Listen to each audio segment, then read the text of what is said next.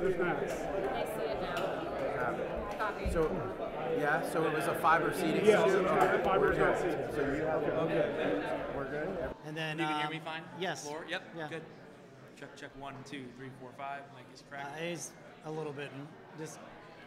Well, we were just trying to crack both podiums at the same time, but he did. He did it. He's got him up. It's a little bit. This is not how loud it's going to be, but and then the question I wasn't here. This is English check, English interpretation channel check. English from the English interpretation booth. Check 1, 2. 1, 2. Good, Shell? Hey, handle real Yeah. quick. Check 1, 2, 3, 4, 5. We're trying the handheld, Luis. Check 1, 2, 3, 4, 5. Mic check. You got me in your ears? Check 1, 2. Interpretation booth, handheld. Yes, I have the interpretation. I have the wireless. Yeah, check. Testing 1, 2. I have the wireless mic.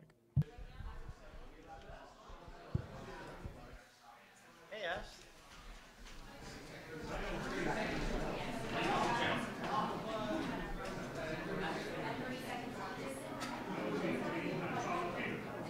So many times.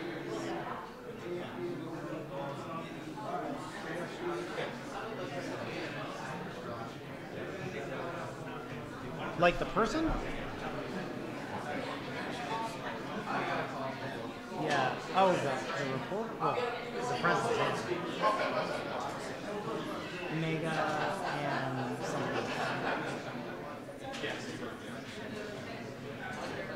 No, I think. Actually, I don't know that. But yeah.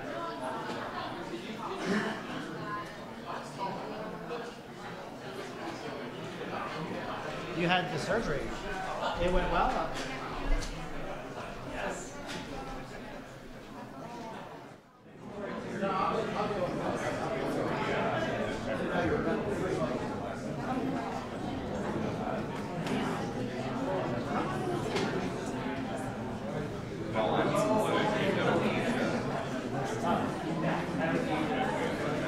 I don't think it'd be here.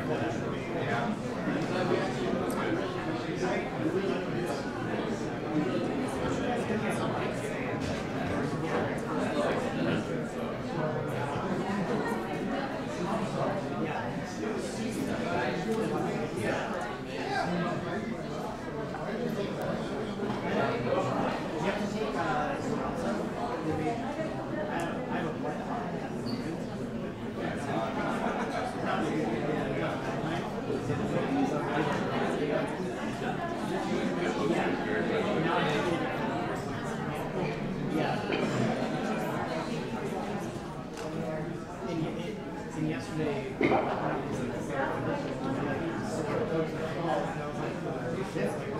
really was. I was like, Good? Sounds great.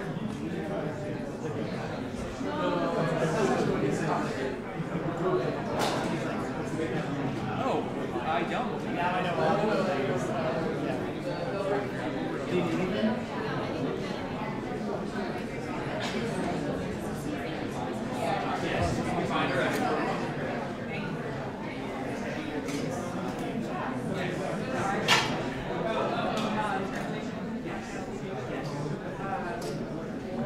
Did you know that?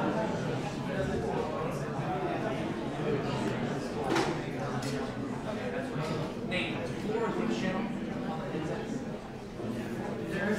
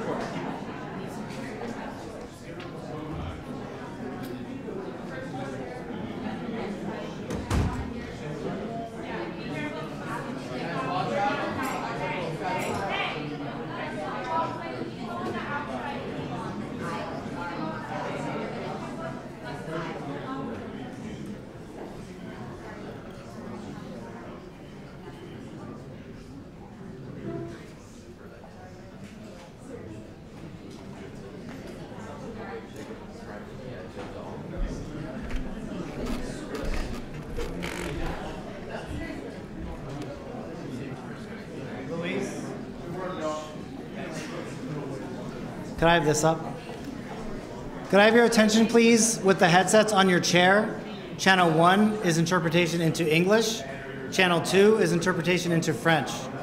When President Biden speaks, we will send French interpretation to Channel 2. They're good. When President Macron speaks, we will send English interpretation to Channel 1. If anyone has any questions, is everyone happy with their audio on the pressurizers? You happy? You're good? You know what? Everyone has the interpretation. I'll go one more time over it. English translation will go only to the English malt. It'll bypass President Macron. The French only malt will bypass President Biden. And the floor malt has no translation, just a clean feed. If you have any questions about that, go to that corner of the room.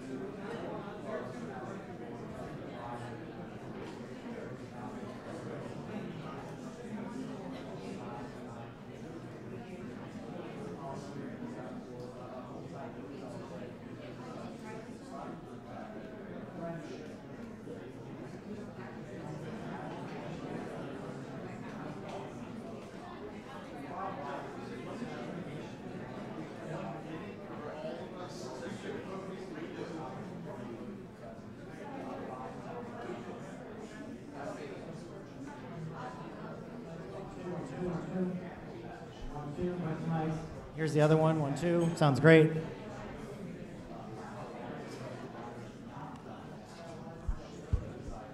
But only when French is spoken. I'm sorry. 1, 2, 1, 2, 1, 2.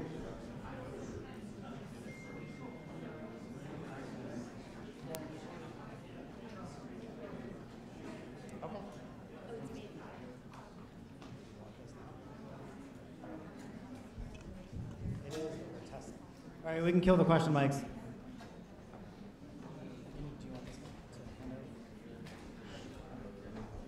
This is offering.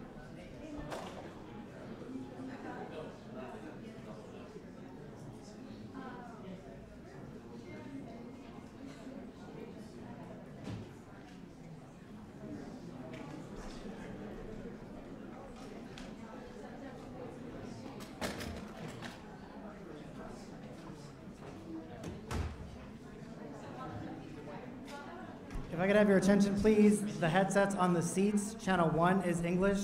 Channel 2 is French. When President Macron is speaking, we will bypass and translate to English. When President Biden is speaking, we will bypass and translate into French on Channel 2.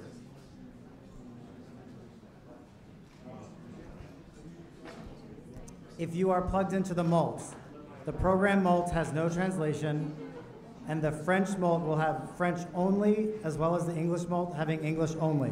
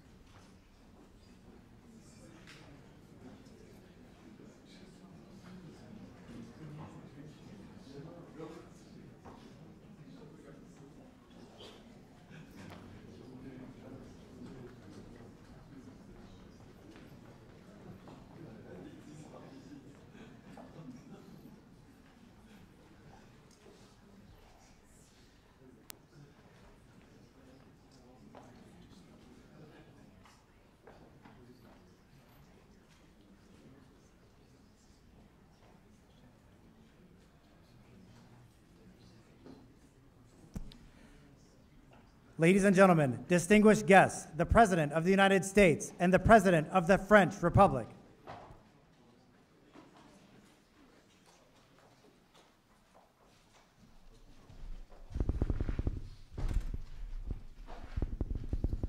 Everyone, please take a seat if you have one.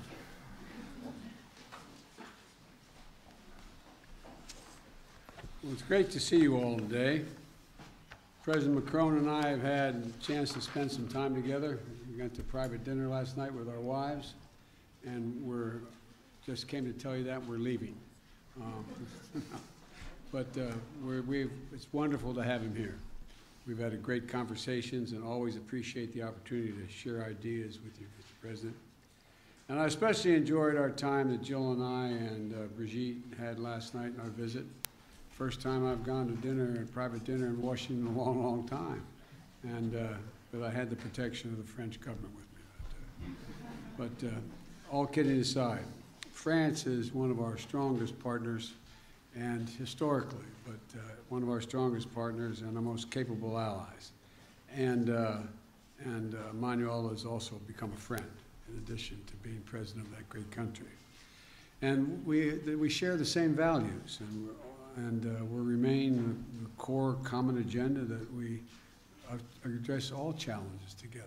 And occasionally we have some slight differences, but never in a fundamental way, so thus far, at least as long as I've been in Washington, and that's been more than a couple of years. Today, we reaffirm that France and the United States, together with all our allies, all our NATO allies and European Union and G7, stand as strong as ever against Russia's brutal war against Ukraine. We talked a lot about that in our bilateral meeting. And we'll continue the strong support to the people of Ukraine as they defend their homes and their families and their sovereignty and territorial integrity against Russian aggression, which has been incredibly brutal. I knew Russia was, but I didn't anticipate them being as brutal as they have been and what they've been doing. Many of the reporters in this room have been there themselves and covered from there, and they know what it's like. Today, we reaffirm that, as I said, we're going to stand together against this brutality. And we'll continue the strong support for the Ukrainian people as they defend their homes and their families and their nurseries, their hospitals, their sovereignty, their integrity, and against Russian aggression. And I want to thank you, Mr. President, for welcoming that the people of France have given to over 100,000 Ukrainian refugees. It's a mark of who you are as a people. And they're fleeing Putin's just barbarism. Putin thinks that he can crush the will of all those oppose his imperial ambitions. But attacking civilian infrastructures in Ukraine, choking off energy to Europe to drive up prices, exacerbating the food crisis, that's hurting very vulnerable people, not just in Ukraine, but around the world. And he's not going to succeed. President Macron and I have resolved that we're going to continue working together to hold Russia accountable for their actions and to mitigate the global impacts of Putin's war on the rest of the world. The United States is helping Europe diversify away from Russian natural gas in the immediate term, and while accelerating our clean energy transitions, and we're going to continue working in close partnership with Europe as we move forward. I welcome the progress we've already made in many of these issues through the US-EU Task Force on Energy Security. And today, we also committed to deepening cooperation between France and the United States on civil nuclear energy through our bilateral clean energy partnership. Around the world, France and the United States are working to strengthen stability and security. We share the vision, the same vision in the Indo-Pacific. We're looking for one Indo-Pacific that's free and open, prosperous and secure. And we're going to continue to strengthen our cooperation to defend core international principles in the Indo-Pacific, including freedom of navigation and freedom of overflight. We're working together to support the Middle East that is more integrated, peaceful, and prosperous. And we want to particularly thank President Macron for his efforts to help bring about the historic maritime boundaries agreement between Israel and Lebanon. We also stand with the people of Iran. And then the French and the United States are working together and hold accountable those responsible for the human rights abuses to counter Iran's support for Russia's war and to ensure that Iran does not ever acquire a nuclear weapon. And as we in the United States are looking forward to hosting the upcoming U.S.-African Leaders Summit, President Macron and I understand Africa's influence and importance, and he has much to add. France has much to add. We're also going to deepen our engagement, listening to and working with our African partners to help strengthen the governance and security and economic opportunities across the continent and to tackle the global challenges of our time. Our partnership also extends to cooperating in outer space, from coordinating defense of our space activities to strengthening scientific efforts to monitor Earth's changing climate. And we had a detailed discussion of the Inflation Reduction Act. I know none of you are curious about that, but we did talk about that a good deal. The United States and Europe share the goal of making bold investments in clean energy to meet the challenges of the climate crisis and to build the industries of the future, including batteries and green hydrogen.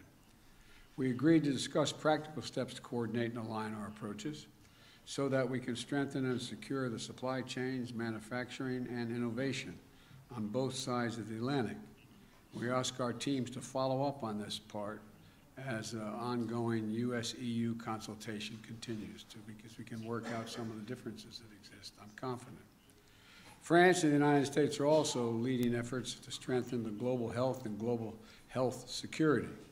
President Macron visits falls on the World AIDS Day. And I want to particularly highlight our joint effort to reach our goal of ending the AIDS epidemic by 2030. That is a goal we set, a goal we're going to accomplish, and the goal we're sticking with. And to do it, we have all the tools we need. We just have to make finishing this fight a top priority for not just the two of us, but for other nations as well. And that's why I'm proud to take the baton from you, President Macron, and host the Global Fund's 7th Replenishment Conference this year, building on France's strong record of leadership. We've raised $15.7 billion with the United States and France as the two largest contributors to the Global Fund, and it's going to save millions, literally millions of lives. If I listed all the areas where cooperation between France and the United States were delivering meaningful progress, we'd be here until dinner time. But so let me just close by highlighting our long-term investment to deepen the ties between our people, particularly the U.S.-French Fulbright program, which celebrates its 75th anniversary and has facilitated thousands of exchanges between our students, our educators, over the last decades. It's been critical to our relationship.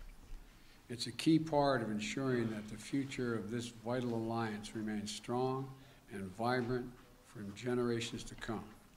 So, Emmanuel, thank you again for all that our nations are doing together in cooperation.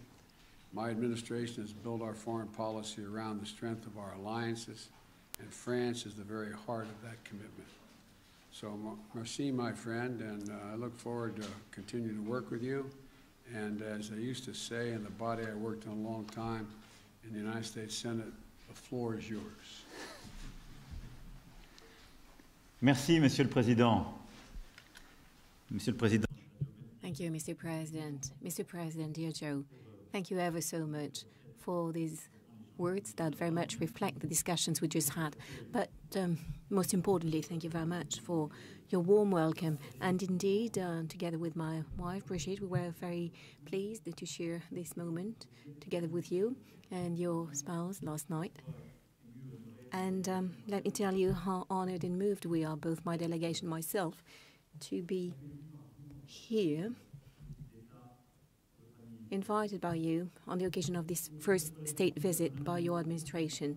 And regarding this relationship, we said it this morning, and you just said it again, this heritage is based on life sacrifice, on so much. And I would like to say that over centuries, every time there was something vital at stake, we were there, one for the other, without any doubt, without any hesitation. And this is very much what should structure the rest of it. It is this spirit that is prevailing in the current circumstances since last February. And I did not repeat what President Biden perfectly described. And dear Joe, indeed, you very much describe what we're doing together in Ukraine.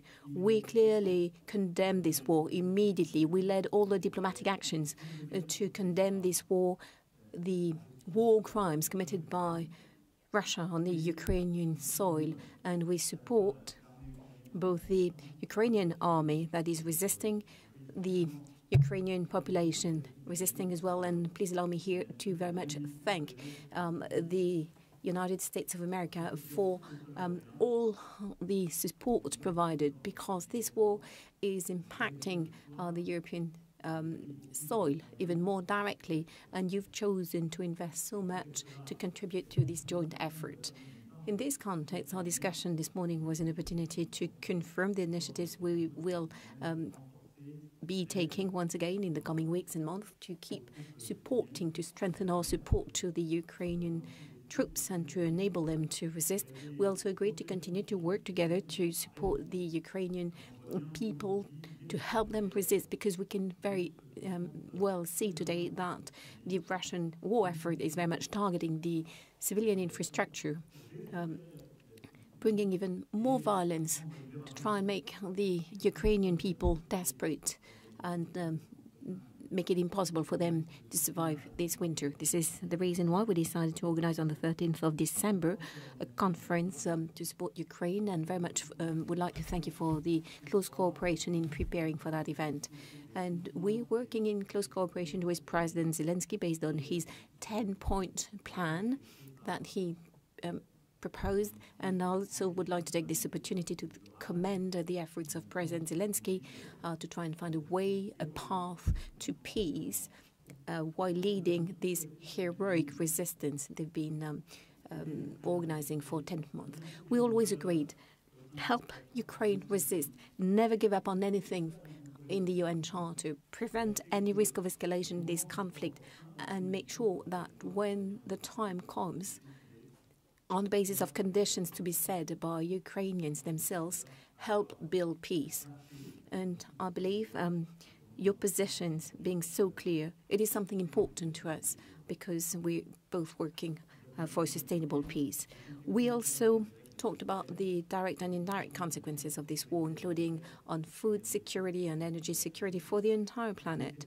And our joint initiatives within the G20, the G7, very much go in that direction.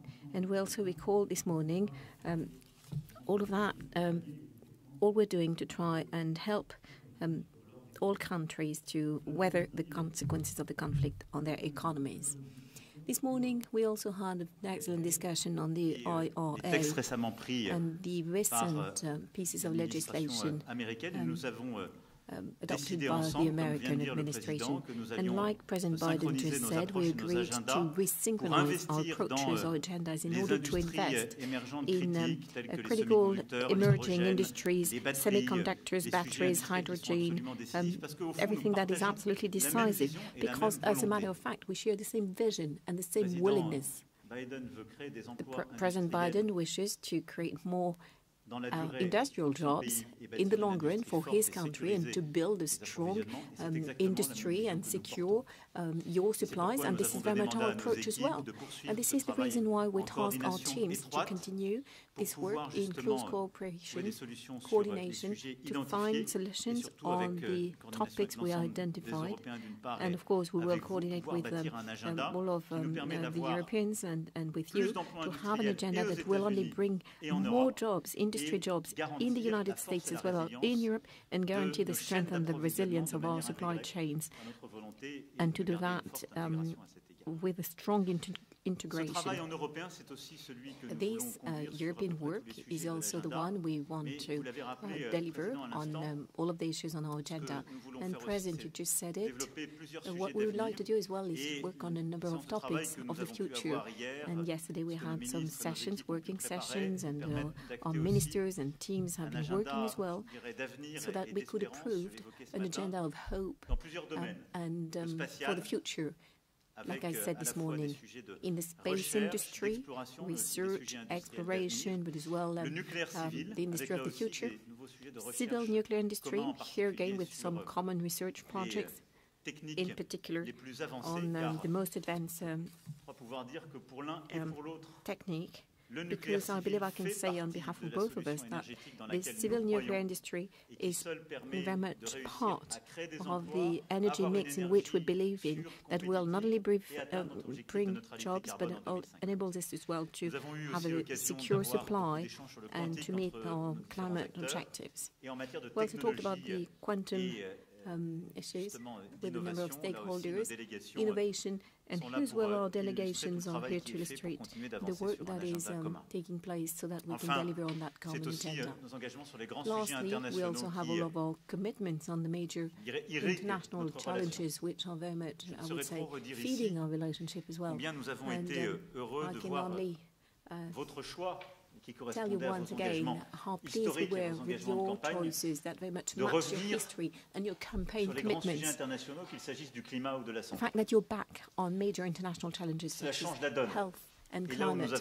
It is really a new deal. And we've been resisting for a number of years, and now we're being able to re-engage with you.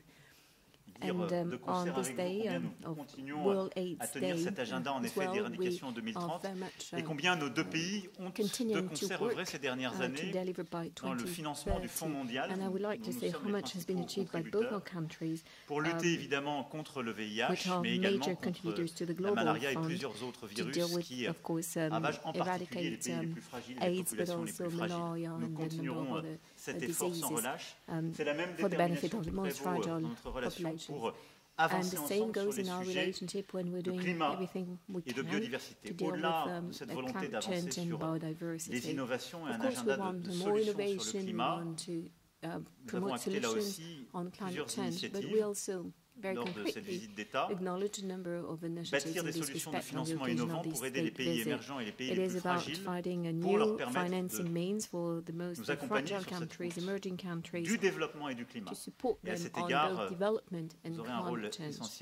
And in this respect, you will be playing a key role in the summit we intend to organize next summer le Nord et le to Sud, build qui s'inscrit new pleinement d'abord partnership dans la between logique the de ce que North nous and the avons fait South. ensemble pour And this is very réallouer much plus de along moyens vers les the pays du Sud, the mais aussi lines de of l'agenda de réforme de nos providing more institutions resources to the multilatérales, southern country financières, and as qui well est indispensable pour reforming réussir cet our objectif, main en particulier international réforme de la Banque financial mondiale et amélioration institutions de nos with the instruments reform of financiers the existants. World Et puis en Bank matière de and biodiversité, number of nous avons eu international l'occasion hier de existing parler tools. avec le caucus And regarding compétent. the Nous avons eu des biodiversity, discussions à we plusieurs had this lunch yesterday with reprises the ensemble. relevant Notre caucus. volonté est là aussi d'avoir And un here again, agenda our willingness is to have an extrêmement agenda which ambitieux is extremely et ambitious. en particulier, In particular, nous œuvrerons ensemble we will pour be préparer le working One together Forest Summit qui se to tiendra prepare for sur le the sol One africain au Forest Gabon Summit la fin du in premier Gabon, in trimestre Africa, prochain. at Ce the end sujet of the next étant aussi au cœur semester. de ceux que And vous voulez this soulever topic, of course, is very avec much at the heart les États of africains que vous accueillerez dans the quelques ones who will jours be à Washington. covering with Et donc the là aussi, African sur ce volet, countries il coming y a to une Washington forte in a few convergence days. entre nos vues. So Enfin, here again, a nous strong continuerons d'être convergence engagés of ensemble dans la views lutte between us. contre And le terrorisme et lastly, pour we la will paix. continue to work En together étant à to vos côtés, j'ai fight évidemment une pensée terrorism pour nos and soldats to act for qui peace. sont And of course, tombés my thoughts en go Afghanistan, au to Proche our Moyen-Orient, en soldiers who Afrique fell in durant ces Afghanistan, dernières années, in the Middle pour se East, battre in pour Africa over the past few la years, sécurité to fight for de ces régions du monde the et de nos pays. security of these regions Et je veux of the ici, world and of all une fois countries. encore, vous redire And notre here again, engagement. please Nous allow me continuons à être to say engagés once again dans that notre we're coalition committed internationale Proche et within our Moyen-Orient international à travers coalition in the Middle East notre action militaire et nous through our continuerons de military l'être de action, manière and très we will étroite continue to car nous do n'avons so pas fini ce combat. because Et this je fight pense is qu'il est not important over de le yet, rappeler à tous and it nos is alliés important et tous to nos partenaires. Nous remind devons continuer d'agir contre le all of our terrorisme allies islamiste and dans partners le that Proche we et need to Moyen-Orient. continue to Cet work agenda n'est pas to terminé. fight Et je voulais vous remercier terrorism aussi in pour the les Middle précieuses East and que the Near vous nous avez East. apportées durant toutes ces dernières années et que vous And I continuez de would nous like to apporter thank dans you la for lutte all contre le your very terrorisme valuable au support Sahel et en Afrique de over the l'Ouest. past few Cette years aide est précieuse et nous a permis ces for dernières the fight années, against y terror, compris ces dernières semaines, including in the Sahel d'avoir des in résultats Africa. extrêmement concrets. And that enabled us Et to donc have nous some very continuerons là concrete aussi results, d'œuvrer including ensemble. over the Je past pourrais few weeks. également passer And we will l'après-midi continue de to concert avec work vous à together. égrener tous I les sujets could sur lesquels carry nous on travaillons ensemble, during the de entire l'Indo-Pacifique et afternoon. plus We could talk about the particulièrement de la réorganisation Indo-Pacific, de notre présence the dans way, l'océan Indien. particularly, we're Je voudrais avoir un reorganizing mot our pour, presence in the Indian au Ocean. fond, peut-être remettre les choses dans le bon ordre. To put things Cher right, Joe, tu as eu l'élégance de Dear Joe, remercier la France pour son you aide elegantly sur l'accord thank qui a été trouvé France historique for entre Israël et le Liban. the role we played in the historical agreement between Nous avons fait le Israel and maximum pour Lebanon. aider à finaliser. We did our Je crois utmost quand même que l'honnêteté me conduit à to dire que finalize c'est the essentiellement accord, vous qui avez but fait le let me be travail. honest, I think most Donc of je pense the que work dans was ce moment, yours. c'était un travail So essentiel I think et je veux tout it particulièrement was vous en remercier pour le the Liban work qui of nous the est si utmost cher importance, et and qui avait besoin de Lebanon is cet so accord dear to us, au-delà and they des needed sujets qui this sont au cœur de accord l'agenda libanais pour les prochaines semaines et les in prochains the mois. context Voilà, of mesdames et everything messieurs, ce que that je souhaitais is dire. still on the Et agenda pour for finir, Lebanon in the coming weeks and months. je souhaitais vraiment Ladies remercier and le gentlemen, président I very Joe much Biden parce que meant ce to qu'il a thank dit, je peux President Biden le dire à son endroit. because Ce n'est pas what simplement un he said, dirigeant I avec can lequel say nous it as partageons well. You're beaucoup de not valeurs, just a leader with Bah, whom c'est we share des gens avec lesquels many nous avons values, many des battles. discussions très franches et You're très someone directes, with whom we respectueuses et are having some very engagées sur frank tous and les sujets. respectful C'est aussi discussions devenu un on ami any topic. et je And tenais à te remercier you pour also became a l'accueil friend. qui nous est fait, And so, l'honneur qui nous est fait, thank you ever so mais much surtout for this warm welcome l'importance dans and ce moment for the de pouvoir passer du importance temps of ensemble et being prendre des able to décisions pour spend notre some avenir time commun. together Merci now. infiniment. So important for our joint future. Thank you.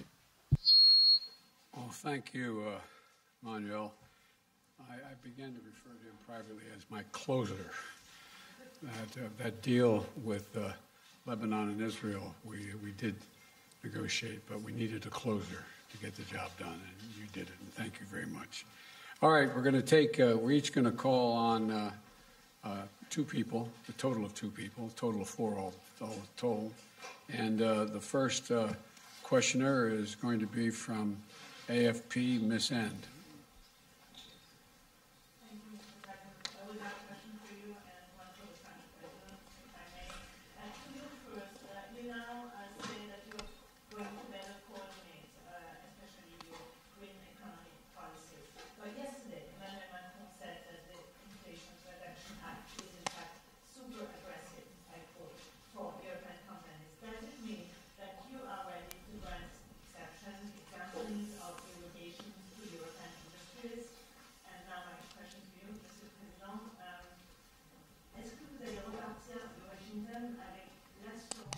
Mr. President, will you leave Washington with the assurance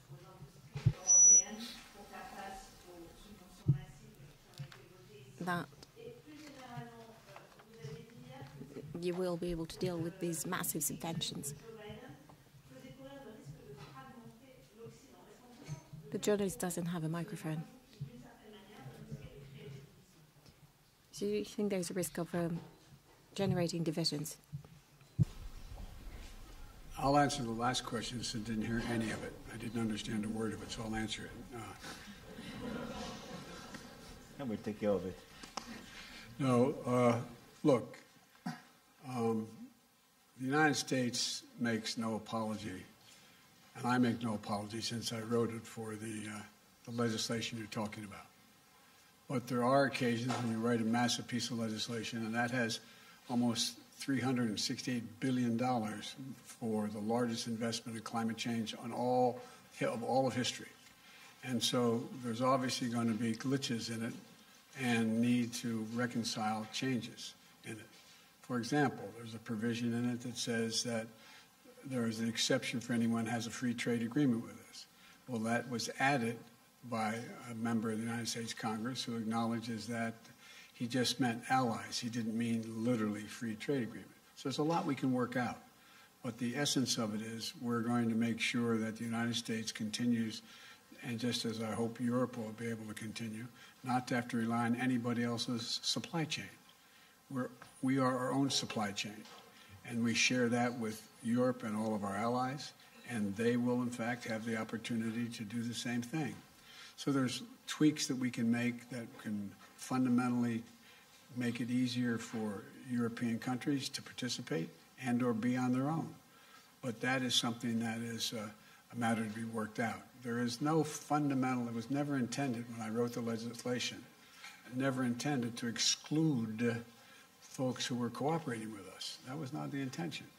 The intention was to make sure we're no longer in a position when there was a pandemic in Asia and China decided they're going to no longer sell us computer chips. We invented the damn things.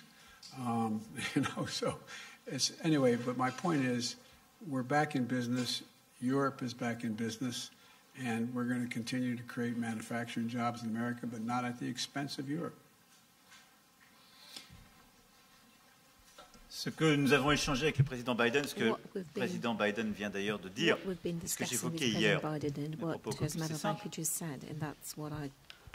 Les États-Unis d'Amérique ont pris une législation pour l'industrie de leur pays avec un objectif que nous partageons. Créer plus d'emplois, créer des opportunités pour les classes moyennes et réussir à accélérer la transition climatique.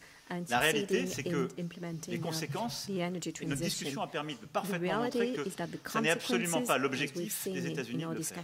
Mais une des conséquences de cette législation est que sur des projets qui étaient en train de se développer sur le continent européen, l'écart de subvention est tel que ces projets risquent de tomber. Ça n'est pas l'intention du président Biden. J'ai pu hier d'ailleurs discuter avec plusieurs sénateurs et représentants Congrès. Ils m'ont assuré que ça n'était pas non plus leur intention. Et donc, la France n'est pas venue ici demander en quelque sorte pour son économie telle ou telle exception. On est venu partager la manière dont nous visions les conséquences de cette réglementation et à un moment où, au fond, l'actualité nous somme d'agir encore plus de manière concertée ensemble face aux défis mondiaux, de resynchroniser, comme j'ai pu le dire, c'est-à-dire de trouver une dynamique positive nouvelle pour se dire, clarifier quels sont nos objectifs et comment agir ensemble. La discussion de ce matin, pour moi, a été parfaitement claire. Et j'ai senti d'ailleurs la même intention chez l'ensemble des membres du Sénat comme des représentants hier. La volonté du président Biden est de refaire ici une industrie forte et d'avoir, en quelque sorte, de sécuriser les solutions technologiques pour l'avenir. La France veut exactement la même chose pour elle-même. Et nous nous battons jour et nuit depuis un peu plus de 5 ans pour faire la même chose dans notre pays, ce qui nous a permis de stopper près de 15 ans de désindustrialisation en France et de recréer des emplois industriels et des solutions dans notre pays. On veut juste continuer de faire cela. Et donc on va le faire ensemble, c'est pourquoi nous avons décidé en lien avec les autres Européens, la Commission européenne, d'avoir un travail qui doit être un travail maintenant technique, pour que, en quelque sorte, ces effets en domino qui pouvaient exister sur les projets qui étaient en train de se développer en Europe soient réglés. On veut réussir ensemble, pas l'un contre l'autre. Ça a été clair, c'est ce qui ressort de ce matin. Et c'est exactement la philosophie que je partage. C'est celle dont nous avons besoin. Bonjour messieurs les présidents, William Galibert pour la radio RTL. Pour compléter la question de ma collègue, monsieur Biden, en français on dit qu'il n'y a pas d'amour, qu'il n'y a que des preuves d'amour. Est-ce que vous avez l'impression que votre ami français repart entièrement rassuré, que vous avez rassuré sur les questions économiques vos alliés européens? Et puis, pourrait-on avoir quelques précisions supplémentaires? Est-ce que vous vous êtes fixé, monsieur Macron, des échéances précises pour ces discussions économiques, des secteurs précis sur lesquels vous attendez peut-être des aménagements des politiques économiques américaines? Pour être très clair, d'abord, nous avons un travail en européen qu'on va faire. C'est que sur les semi-conducteurs, l'hydrogène, les batteries, notre industrie, on va continuer d'avancer en européen. Et nous ne sommes pas là pour, en quelque sorte, demander des preuves d'amour. On était là pour se mettre d'accord sur une stratégie et clarifier les choses qui méritaient de l'être. Je considère que la discussion l'a fait. Maintenant, nous avons notre propre travail. On ne peut pas demander aux États-Unis d'Amérique de prendre une loi pour régler les problèmes de l'Europe. Donc nous, en Européens, on doit aller plus vite et plus fort pour avoir la même ambition et réussir justement à se mettre aussi en synchronie. Et de l'autre côté, nous avons clarifié aujourd'hui les choses. Il y a plusieurs déjà forums de discussion qui existent. Et c'est dans les prochaines semaines et les prochains mois que nous allons clarifier ça. Mais ça va assez vite, parce qu'en fait, nos projets sont en train de se développer. Donc, pour moi, il y a une grande clarté stratégique dans les échanges de ce matin. Il y a eu beaucoup de sincérité, beaucoup de franchise. Et donc, à partir de là, je considère que les discussions des prochains jours qu'il y aura déjà avec la Commission européenne, les discussions qu'on aura dans les prochaines semaines, en lien étroit avec nos partenaires allemands, nos autres partenaires européens, la Commission et l'administration américaine, vont permettre de clarifier sans difficulté ce sujet. Je repars confiant, mais aussi lucide sur ce qui est aussi à faire du côté européen. Confident, but as well lucid as to what remains to be done on the European side, which is a good thing. I'm confident. It's my answer.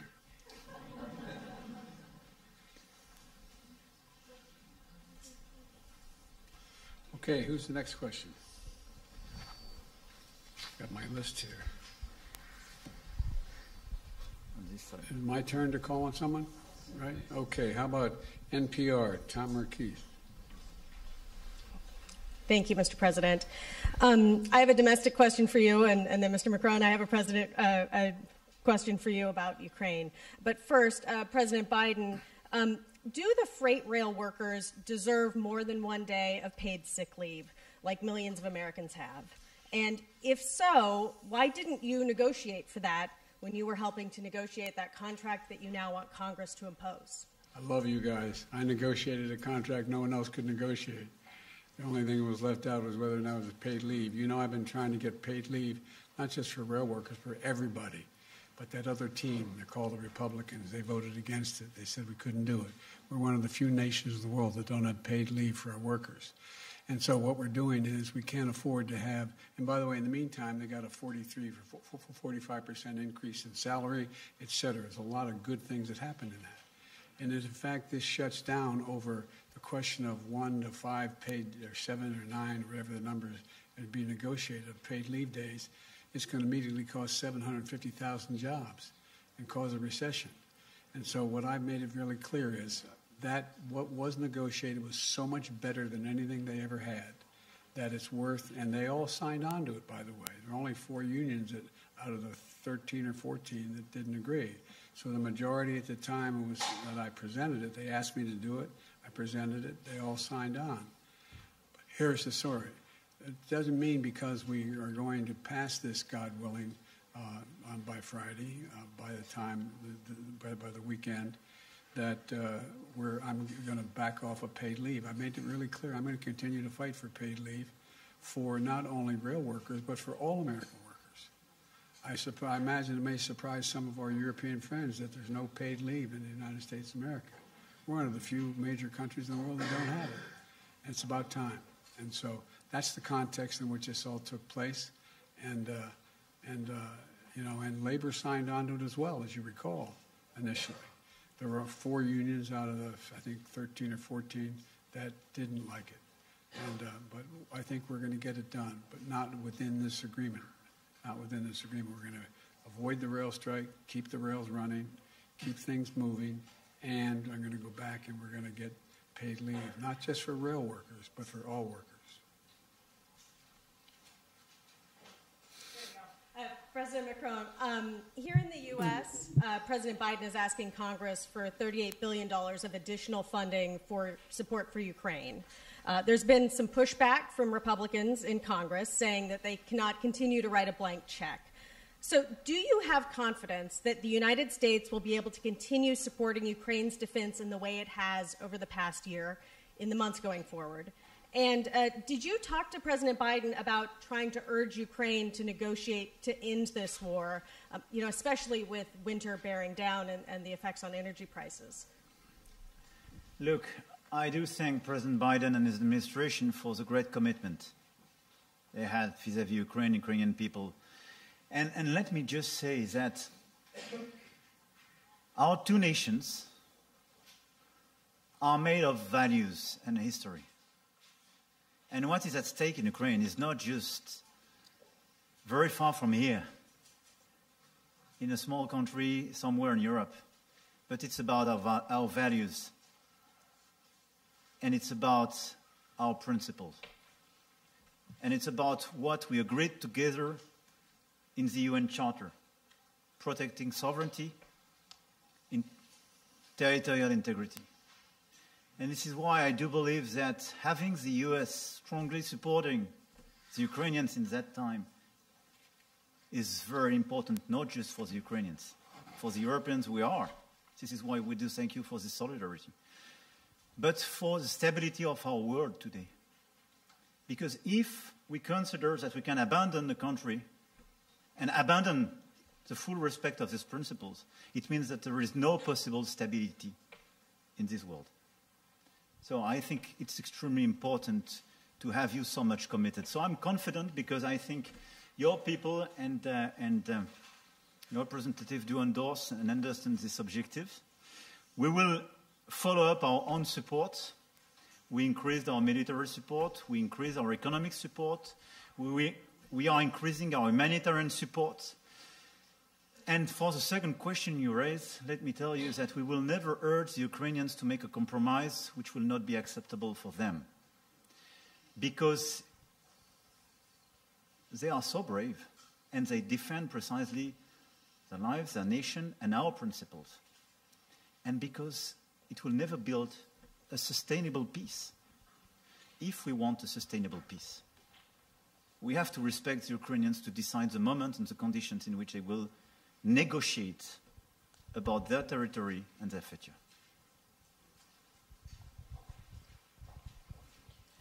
This will be the last question.